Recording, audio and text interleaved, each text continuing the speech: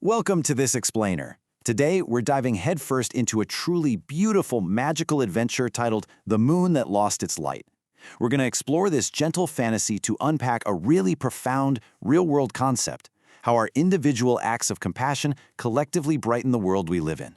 It's a fantastic story, so let's just jump right in and discover how one little girl manages to bring the light back.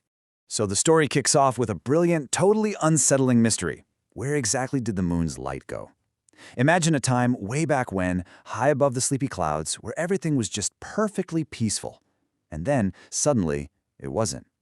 The sky goes black, and even the little stars themselves are whispering this very question into the dark. It's an incredible hook because it immediately establishes that the natural order is totally broken, setting the stage for an epic quest to fix it. To really grasp the stakes here, we have to look at the stark contrast of this world.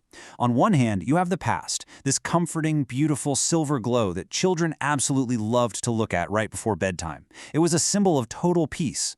But then, in a flash, it changes to a dark and quiet sky. It leaves the stars flickering nervously. The loss of light here isn't just some random astronomical event. It brings this profound sense of unease. You can almost literally feel the chill of the sudden darkness. Well, enter our protagonist. This terrifying darkness catches the attention of a really curious 8-year-old girl named Mira in her tiny village. She knows instantly that something is very wrong.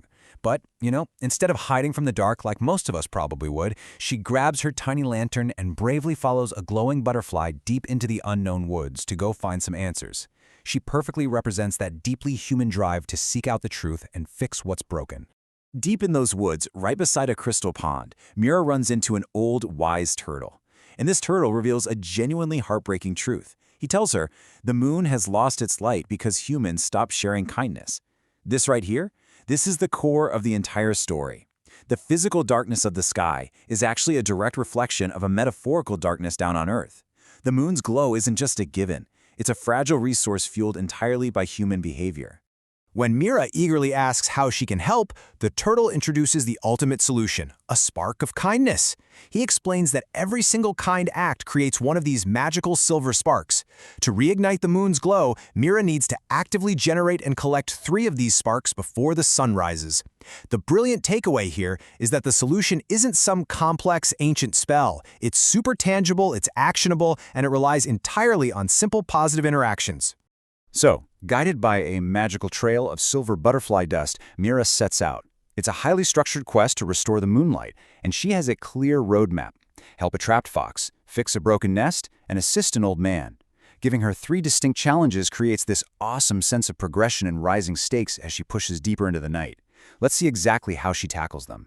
Down near the river, Mira finds her very first opportunity. She spots a frightened, whimpering little fox completely trapped under some fallen branches. And she doesn't hesitate for a second. She carefully lifts the heavy branches to free the animal. It's an immediate, hands-on intervention of empathy.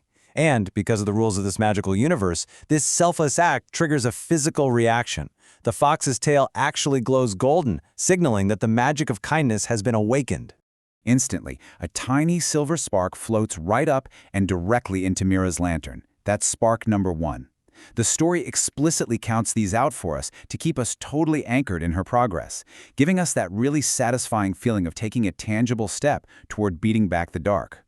Venturing even further, the environment actually turns against her. Cold rain starts falling, adding a real layer of difficulty to the quest.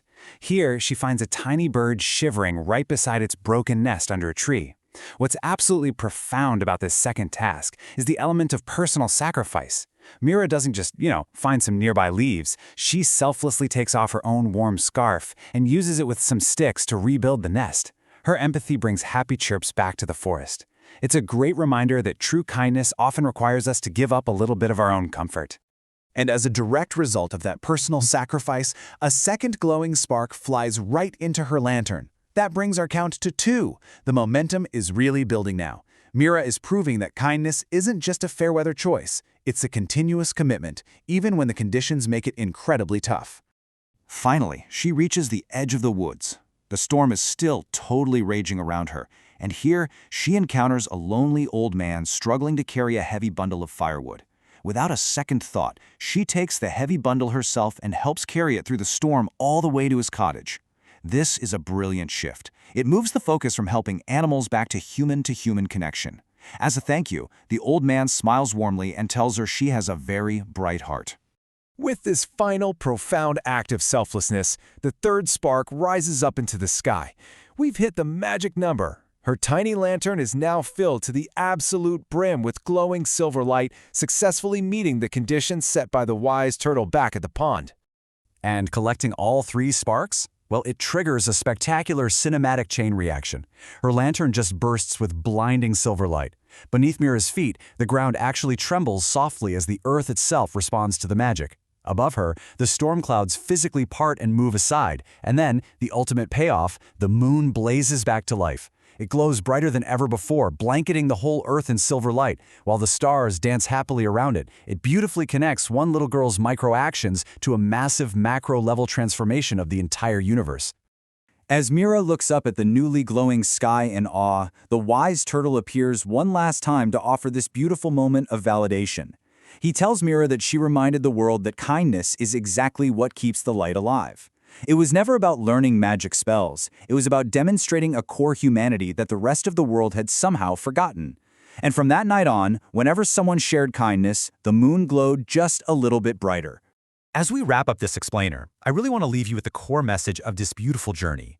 Even the smallest act of kindness can light up the whole world. It takes this massive, grand concept of a dark universe and boils it all the way down to the manageable, everyday choices you and I make. So I'll leave you with this to think about. If the brightness of our world literally depends on the sparks we create, what small act will you do today to keep the dark away? Thanks so much for exploring this story with me.